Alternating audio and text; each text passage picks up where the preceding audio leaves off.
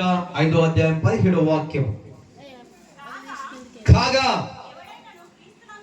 ఎవడైనను క్రీస్తునందు ఉన్న ఎడల వాడు నూతన సృష్టి, పాతవి గతించెను, ఇదిగో క్రొత్తవాయెను. హల్లెలూయా, హల్లెలూయా. ఎవడైనను క్రీస్తునందు ఉన్న ఎడల వాడు నూతన సృష్టి. ఎట్లనంట? ఎవరి యందు? క్రీస్తునందు ఉన్నవాడు నూతన సృష్టి. కొత్త సంవత్సరంలో అడుగుపెట్టిన వారు గారు. హల్లెలూయా. కొత్త సంవత్సరాలు వస్తాయి, వెళ్ళిపోతూనే ఉంటాయి. కానీ మన జీవితాలను బట్టి దేవునికి మన జీవితాలు ఎంతమంది అయితే సమర్పణ చేసుకుంటారో వారిని బట్టి ప్రభు మాట్లాడతాడు.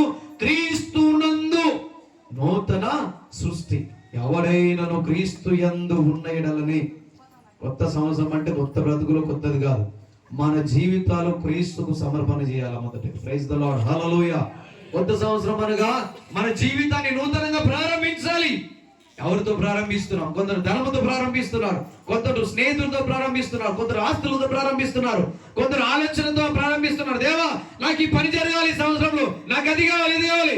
కానీ దేవా, నేను నీతో ఉంటా, ఈ సంవత్సరంలో నీ కోసం పరిగెత్తుతా, నువ్వు ఇచ్చే దీవెనలో నేను పొందుకుంటా అని ఎంతమంది ఆశించి, ఎంతమంది తీర్మానం చేసుకుని సజీవ యాగముగా మన శరీరాలను సమర్పించుకుంటారో వాటిని బట్టి ప్రభు మాట్లాడుతున్నాడు. ఇదిగో ఎవడైనను క్రీస్తునందు ఉన్న ఎడల వాడు నూతన సృష్టి. నూతన సృష్టి అనగా కొత్తగా తయారు చేయబడడం. హల్లెలూయా. దేవుడు భూమిని ఆకాశాలను ఏం చేసినాడు? సృష్టించేసినాడు. హల్లెలూయా. దేవుడు ఏం చేసినాడు? సృష్టించినాడు. ఇక్కడ వచ్చేసరికి ఏమంటున్నాడు? ఎవడైనను క్రీస్తునందు ఉన్న ఎడల వాడు నూతన సృష్టి. తర్వాత పాతవి. ప్రైజ్ ది లార్డ్, హల్లెలూయా, హల్లెలూయా. 2020 సంవత్సరాలు గతించిపోయినాయి. ఏ విధంగా బ్రతికినామో, ఏ విధంగా మన జీవితం ఉందో, శారీరక పరమైన జీవితం, ఆధ్యాత్మిక పరమైన జీవితం ఏ విధంగా కొనసాగించబడిందో నీకు మాత్రమే తెలుసు, ఆ దేవునికి మాత్రమే తెలుసు. ఈ 2026 సంవత్సరం, ఈ నూతన సంవత్సరంలో నువ్వు ఎవరితో కలిసి అడుగులు వేయబోతున్నావు? దేవుని బిడ్డ, ఎప్పుడైనా ఆలోచించావా?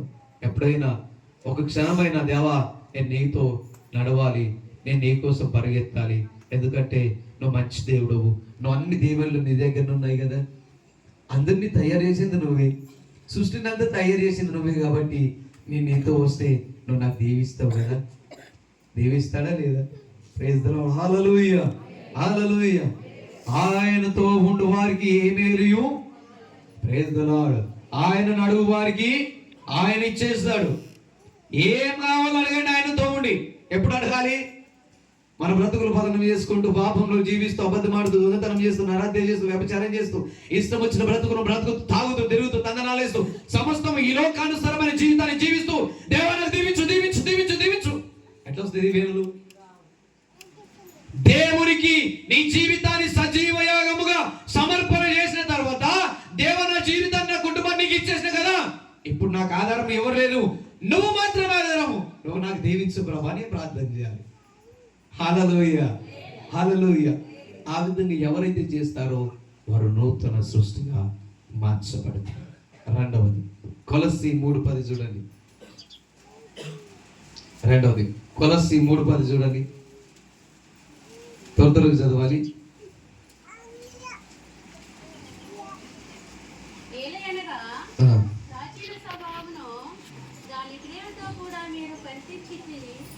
చూడండి, ప్రాచీన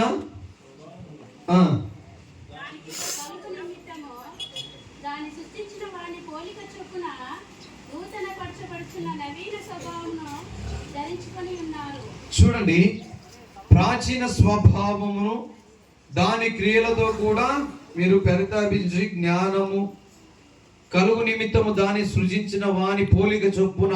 ఎవరిని సృజించవానికి? నరులని చేసినాడు దేవుడు. ఆయన స్వరూపమందు మనుషుల్ని తయారు చేసిన నరులను. కొంచెం ముందుకు జరగండి, కొంచెం ముందుకు జరగండి కదా. ఆయన స్వరూపమందు మనుషుని నిర్మించాడు, నరుని. ప్రైజ్ ది లార్డ్, హల్లెలూయా, హల్లెలూయా.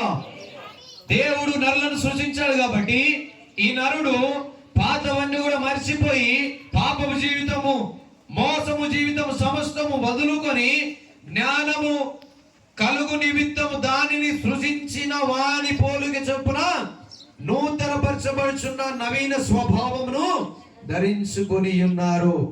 ఈ నూతన సంవత్సరంలో మనం ఏం చేయాలా? నూతన జీవితాన్ని మనం కలిగి ముందుకు వెళ్ళాలి. హల్లెలూయా, హల్లెలూయా. పాత జీవితాన్ని మర్చిపోవాలి, పాత బ్రతుకును మర్చిపోవాలి. ఈ నూతన సంవత్సరంలో నూతనముగా క్రీస్తుతో కూడా నూతన కుమారుడిగా, నూతన కుమార్తెగా ఆయనతో కూడా మనము అడుగులేయాలి. ఇంకా 3:13 చూడండి ఒకసారి. తులసి 3:13 కూడా చదవండి. ఎవడైనను తనకు హాని చేసిన ఒకరినొకడు సహించుచు ఒకరినొకడు క్షమించుడి, ప్రభు మిమ్మల్ని క్షమించులాగున. హల్లెలూయా. ఏం చేయాలంట? మనమందరము ఒకరిని ఒకరు క్షమించుకోవాలి. క్షమించే తత్వము మన జీవితంలో కావాలి. అది చిన్నవారైనా పెద్దవారైనా, వయసులో ఉన్నవారైనా వయసు లేని వారైనా, ఎవరైనా కానివ్వండి. ఈ లోకంలో జీవిస్తున్న ప్రతి మనుషుడు, కులాలు లేవు, మతాలు లేవు, ఇవన్నీ కూడా మనం సృష్టించుకున్నవే, ఇవన్నీ కూడా మనం తయారు చేసుకున్నవి.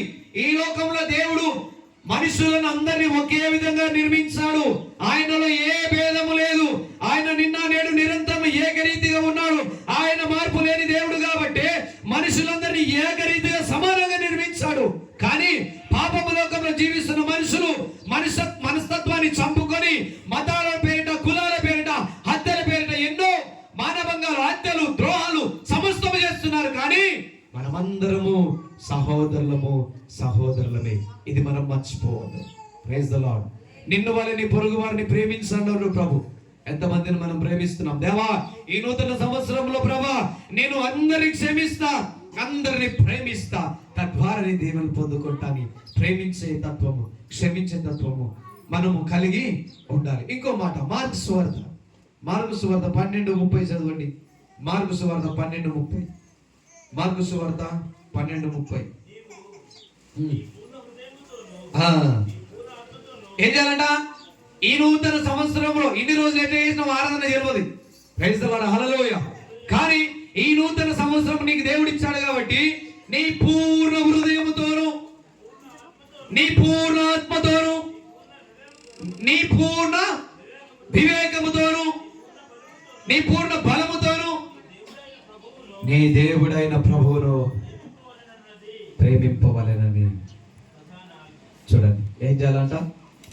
ఆయనను ప్రేమించాలి. పూర్ణ ఆత్మతోను, పూర్ణ సత్యముతోను ఆయనను ఆరాధించాలి. ఆయనను ప్రేమించాలంటే సమస్తముగా ఈ లోకాన్ని, లోకములున్న మనుషులని, లోకములున్న ఆశల వైపు మనం ఎంతగా ప్రేమ చేస్తామో అంతకంట ప్రాముఖ్యముగా ఆ జీవము కలిగిన దేవుని మనము ప్రేమించాలి, ఆరాధించాలి. ఇంకో మాట ముందు 31వ వాక్యం. రెండవది, నిన్ను వలె నీవు పొరుగు వారిని ప్రేమించు. ప్రైజ్ ది లార్డ్, హల్లెలూయా. అది ఎవరు? నీ పొరుగువారు. నీ భర్త కావచ్చు, నీ భార్య కావచ్చు, నీ పిల్లలు కావచ్చు, నీ తోబుట్టువులు కావచ్చు, లేదా సమాజంలో జీవిస్తున్న నీ సహోదరులు ఎవరైనా కావచ్చు. నువ్వు నీ శరీరాన్ని ఏ విధంగా, మనం ఒక విషయం చాలా జాగ్రత్తగా వినండి. ప్రైజ్ ది లార్డ్, హల్లెలూయా, హల్లెలూయా, హల్లెలూయా. నా శరీరానికి సడన్గా జ్వరం వచ్చి నేను పడిపోయినాను. చాలా జాగ్రత్తగా వినండి.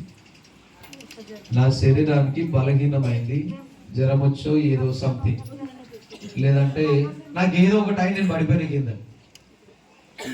నేను బ్రతకాలని ఈ శరీరానికి ఎంత ప్రాణం చేస్తాను. ఉదాహరణకి ఏమైనా గుచ్చుకుంది, ఒక మూల గుచ్చుకుంది, ఇక్కడ గుండె దగ్గర గుచ్చుకుంది అనుకోండి. ఆ గాయాన్ని ఎంత ప్రేమతో నేను శుభ్రం చేసుకుంటాను. ప్రైజ్ ది లార్డ్, హల్లెలూయా, హల్లెలూయా. మన శరీరాన్ని బట్టి ఇప్పుడు నాకు గాయం అయింది.